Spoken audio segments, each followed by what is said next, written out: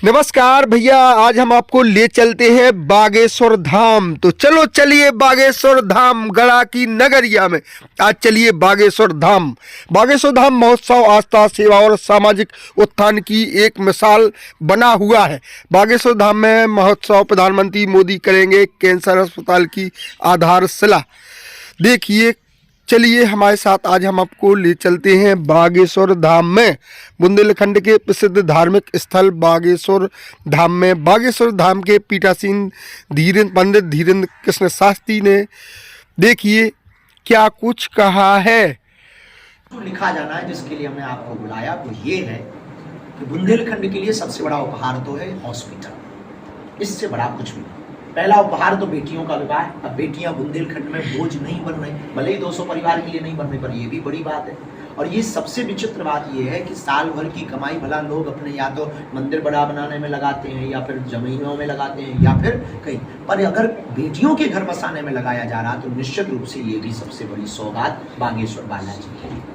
लेकिन अब इस द्वितीय सबसे बड़ी सौगात कैंसर हॉस्पिटल के रूप में हमारे छतरपुर के लोगों को, बुंदेलखंड के 16-17 जिलों को मिल रही है।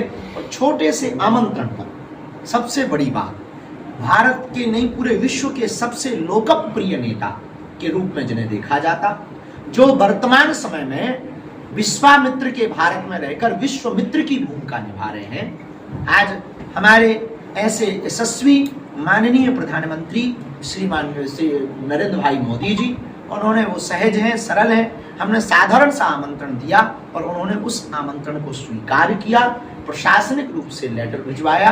और हमको जो सूचना मिली, पूरे बुंदेलखंड के 17-18 जिलों को हम पहुंचाना चाह रहे हैं। बागेश्वर धाम पूरा बुंदेलखंड तैयारियों में जुट गया है, बागेश्वर परिवार जुट गया है। 23 फरवरी को दोपहर में माननीय प्रधानमंत्री जी का बागेश्वर धाम आने का कार्यक्रम भूमि पूजन शिलान्यास कैंसर हॉस्पिटल के में प्रस्तावित हो चुका है, जिसको लेकर के हम बहुत प्रसन्न भी हैं, तैयारियों में भी जुटे हैं और हम बहुत साधुवाद भी उनको दे रहे हैं। पूरा बुंदेलखंड क्षेत्र लगभग 15,000 शिष्य, परिकर दीक्षित शिष्य, इसमें जगह जगह पीले चावल, ये बड़ा नवीन होगा और पूरे देश के मंदिरों के लिए एक नई दिशा होगी और हिंदुओं के लिए मंदिरों से, सनातन से, स्पिरिचुअलिटी से जुड़ने का एक नया रास्ता मिलेगा।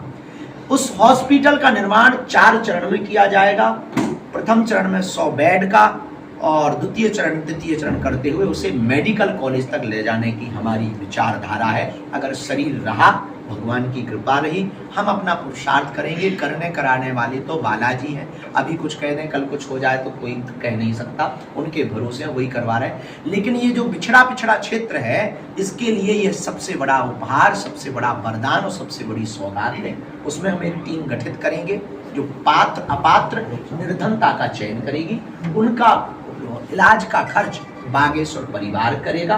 बाकी जो सामर्थ्यवान हैं वो उसमें अपना पे करके निम्न शुल्क पर, बहुत ही कम शुल्क पर इलाज पा पाएंगे।